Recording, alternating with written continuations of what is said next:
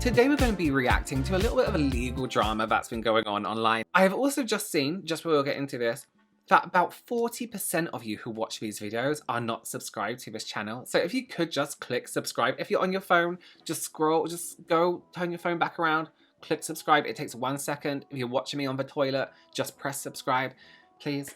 So if you haven't seen this already, this lady Cassie is the owner of Pop Flex. So you can see they kind of sell like sportswear, these, I guess, like tennis dress things. I don't know what that is. Oh, that bag's cool. Oh, I love that. Well, I don't ever need that. Wait, do I want it? I don't know what's going to happen yet in this video, so maybe I should wait. So they sell a lot of this stuff, right? But the main thing we're going to look at today is this skirt, which is a skirt and shorts. So I'm sure everyone knows what a skirt is, but just in case, it's a skirt with a built-in short. So you don't have to worry about flashing anybody when you're playing tennis or being too enthusiastic while doing sports in general, or just wind gusting, you know what I mean, or your thighs rubbing together. So Cassie has developed all of her designs herself, and it's something you can really tell through her content with how she thinks about what we actually do when we wear clothes, right? She recently put out this video because, of course, as soon as you have a good or unique idea on the internet, there's always someone waiting to swoop in and steal it from you. Did you really think that by threatening to sue me that you'd actually shut me up? One of the largest corporations and retailers in America is not only selling a dupe of my patented pirouette skirt, I am now being threatened with a lawsuit for speaking up about it when they are the ones infringing my patent. This corporation is listed on the New York Stock Exchange. They are worth $4 billion. They've got 54,000 employees. They operate 351 stores, and there's probably one at your local mall. Here are the dupes. They didn't even bother to try to change one thing about it. They couldn't even pick their own colors. These are the same colors as on the PopFlex website. This is a blatant design patent infringement, and so obviously the next step was for us to send them a cease and desist. Then on my birthday, I get this email. If O Gorgeous pursues any further infringement allegations to our customers, BKF will file claims for unfair competition and tortious interference with business. So in normal people speak, what that means is that if I continue to tell them to stop selling my skirt, they are going to sue me for lying and also for getting in the way of them making money. Are you kidding me? So who is it that sent me this legal letter on my birthday? CM Law. Who is it that they're representing? Gotex, which is the label on the dupe skirt. Oh, and the audacity to call their dupe a one-of-a-kind creation, which is being sold at Nordstrom Rack, which is owned by the Nordstrom Corporation. Listen, Nordstrom, I have had nothing but admiration for your company. I have been a loyal customer. Instead of letting one of your vendors treat me like this and try to shut me up, you know the other option is that you could work with me, right? Like, you could sell the real PopFlex pirouette skirt if you wanted to. Nordstrom buyers, wherever you are, whoever you are, I hope you get this message because I would love to give us a second chance. Send me an email. My DMs are open. I'll even check my LinkedIn messages. Let's turn this into an enemies to lovers arc. But first things first, take those dupes out of your Nordstrom Rack stores, and then let's talk. I'll be waiting. So the absolute nerve of Nordstrom to essentially just want to sue her for talking about it, talking about the similarities. But the two designs are incredibly similar. Like, if you were to look at her design in a Nordstrom one, you'd be like, yeah, it's the same brand basically. And that's why I think with copying or duping something, if you look at them side by side very quickly and you think it's the same thing, you've gone too far. There needs to be differences, right? It's not even inspired by, it's straight up theft. This happens all the time. Shein, for example. I mean, I found like fake skincare on Shein, fake products on Shein. Have I been out of focus this whole time? Oh, now I am. Yeah, I'm back in. You can go on an app like Wish or AliExpress and find dupes, copies off, you know, mainstream brands. It happens a lot. And sometimes people buy things without realizing they haven't bought the original, and that's when it's an issue. Speaking of Shein though, of course they have already tried to steal this skirt too, because why wouldn't they? The video on screen says it could have been simple, but instead Nordstrom still hasn't reached out to me. Even Shein reached out the same day. They instead posted a collab video causing an innocent influencer to bear the brunt of over 1,000 comments directed at Nordstrom. Gotex has turned off their comments completely. We'll talk about them later. What is this ostrich behavior? Just because you stick your head in the sand doesn't mean I don't exist. She actually mentions in that video as well that Shein posted a collab video with the stolen skirt, and the influencer that was in it actually got the brunt of the hate instead of the brand, which is kind of messed up. Working for Shein in general is kind of a dodgy thing to do because there's certain ethical standards, all this kind of stuff. And yes, as an influencer, you should do some research behind what you're doing, behind the brands you're supporting. But in terms of clothes, you wouldn't really think that they're copying too much. But these brands are pros at this kind of stuff now, with Shein being chronic for stealing from small creators. They do it all the time. Artists as well. There's phone cases with stolen art on. They're just awful at it. They probably know that there's a lower chance of them being brought to court. They also definitely have an entire team dedicated to dealing with the backlash they get from doing this, because it happens all the time. A legal team plus like a PR team. This time though, Cassie does actually have a pattern for her skirt, which means that A, it is something she designed, and B, they are in fact just stealing it straight up. So one of Cassie's friends, the Korean vegan, who is actually a lawyer, came out to talk about all of this. Did you really think that by threatening to sue me that you'd actually shut me up? Hi, it's Joanne, your lawyer friend, to explain what is going on in that video. So before I start with a legal explanation on the various claims that are being addressed here, I'm just going to disclaim this entire video by saying that Cassie is a really, really good friend of mine, so I'm obviously biased, but I will say that I don't think any of my legal analysis will in any way be shaded by the fact that I think Cassie's amazing. Okay, so just the beginning of the story, Cassie has a design patent, something that was awarded and granted to her by the federal government of the United States that essentially gives her exclusive use over a particular design on the pirouette skirt, which is what I always in my mind call the Taylor Swift skirt, because it's the skirt that Taylor Swift wore in her music videos. Like literally Cassie's design. Design patents, particularly on fashion items, are not like run of the mill. They're not easy to get.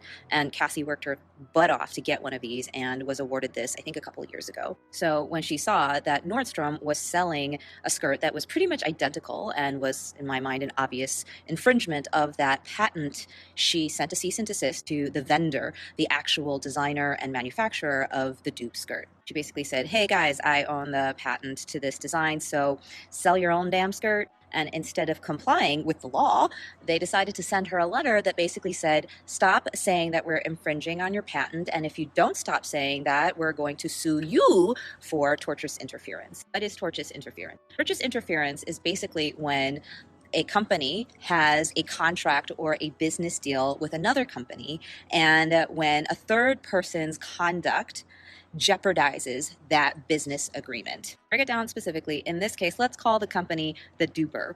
The duper has an arrangement with Nordstrom. It could be a signed contract, or it could just be a series of purchase orders. Nobody really knows. But anyway, they have a business understanding with Nordstrom under which Nordstrom will agree to purchase the dupe and sell the dupe at the Nordstrom stores across the country. In order to successfully allege that they have a claim for tortious interference, they have to say that Cassie knew that they had some type of agreement with Nordstrom and that Cassie wrongfully interfered with that arrangement and caused them to lose the contract with Nordstrom, resulting in damages. Essentially, by sending a letter back to Cassie in response to her cease and desist saying, hey, you guys, this is my patent, please stop making these dupes.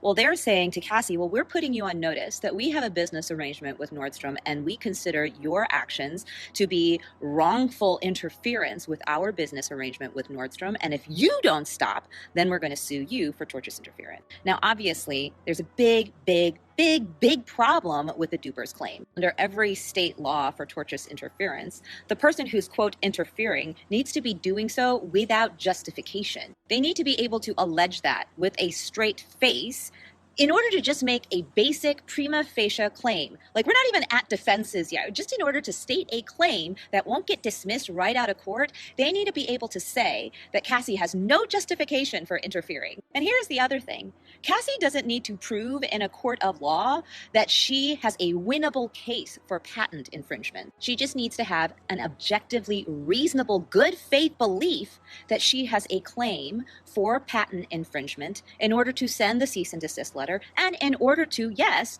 interfere with the relationship between Nordstrom and this duper in order to protect her own interests, her own legal interests. Let me repeat that. Cassie does not need to win in a court of law in order to prove that she has a good faith basis for interfering in this relationship based solely on the fact that she was granted a federal patent from the United States. So to me, I was just like, what law firm would do this? Like, you know, there's like this thing called Rule 11, and there are state court, you know, counterparts to this, which basically says, like, hey, lawyers, like, before you start like making all sorts of claims, you should make sure they're not frivolous in order to protect yourself, because you're an officer of the court and you shouldn't be making assertions that are basically patently false, no pun intended. I looked at the law firm, and they're called CM Law, and they're like a mid-sized law firm. I think they're like, I don't know, anywhere from 70 to 100 lawyers. They've got like cloud-based offices, which I'm not sure. And from all I can tell, they're like a well-respected law firm. They have like many partners who are like super lawyers and, you know, best law firm, U.S. World News and Reports, and blah, blah, blah, blah, blah. I've never heard of them. I haven't heard of them in their current iteration. I hadn't heard of them in their previous name either, despite, you know, having practiced federally or in courts all across the nation, particularly in bankruptcy law, which according to them, at least on their website, that is one of their specialties. Be that as it may, I did a little bit of research, and it turns out they're the largest, or one of the largest, fully women-owned law firms in the country. Does the irony escape any of you? I just find it so strange. Maybe it isn't strange. Maybe I should be more cynical, but a fully woman-owned law firm going after a woman-owned business who, in every reading and interpretation of both federal and state law, would bounce them out of court in like 5 minutes and probably get attorney's fees for their trouble. That's my legal take. Well, we know what law firm would take this on, but what law firm would take this on? This is crazy. This isn't a duped product. This is a direct copy. Again, it's that, is it a dupe? Is it inspired by, or is it a direct copy? It is a direct copy. It's shocking, right? That they are this law firm that are owned by all women are gonna go for this business owned by a woman and have that something has been stolen from her. And they're gonna back up the person who stole it from her. That's insane. That's absolutely insane. Okay, let's read through some of these comments. Someone says, wait, haven't these skirts been around forever? I guess the tool is different. Colors being the same as little sis, same as is a little sus, I think. But I had skirts like this in the 90s. They removed it from their website. I guess that's Nordstrom. But it's not fair for those of us who can afford Nordstrom skirt prices versus yours. Someone says, you don't need to buy every new clothing item. Yeah, you don't. You don't. What's not fair is someone coming up with a product themselves who probably couldn't afford, you know, who was once in a position you were in and did really well, got paid for their artistry, for their design, and then a big company coming in and stealing that design. What do you mean it's not fair for those of us who can't afford the skirt price? You don't have to buy it. You don't need it. You don't need a skirt like this. And if Nordstrom wanted to do it, listen, I'm a firm believer in duping stuff. Change it. Make it different. Add a different design to it. You can have this similar design, but make it different. It has to be visually very different, where it's like, oh, that's inspired by. It's not, you know? How do I had a skirt in the 90s, didn't know they made a comeback. I feel like it wasn't exactly the same. I know what they're saying, being growing up in the 90s, but you need to check your manufacturer too. They may be producing them for the vendor, violating your agreement with them too. That is so true. How do you handle this with a manufacturer? They're obviously selling your design to other companies. That is also very true. Cassie should sue them. Straight up sue them. Get some money. Put it into design. Or reach out to Nordstrom. See if you can do this like, you know, you took my designs, but let's do this. This X Nordstrom. Bringing an affordable version of Pop Flex to Nordstrom. Would that not be cute? So, I mean, I'm looking at their products. Oh, I was going to say, they're not that expensive. No, they are pretty expensive. Oh, they do a scrunchie with a pocket in it. You can put your lip balm in. Honestly, there are so many different ways to carry your lip balm nowadays. What a time to be alive. Cassie should not be the one getting sued in this situation. Let me know your thoughts down below. And even if this is something that was around in the 90s, someone now owns the patent for it, and it is quite literally against the law to copy it. So, you know what I mean? Let me know your thoughts down below as always. Thank you so much for being here. Please do subscribe. Thank you again for joining me. I will see you in the next one. Bye.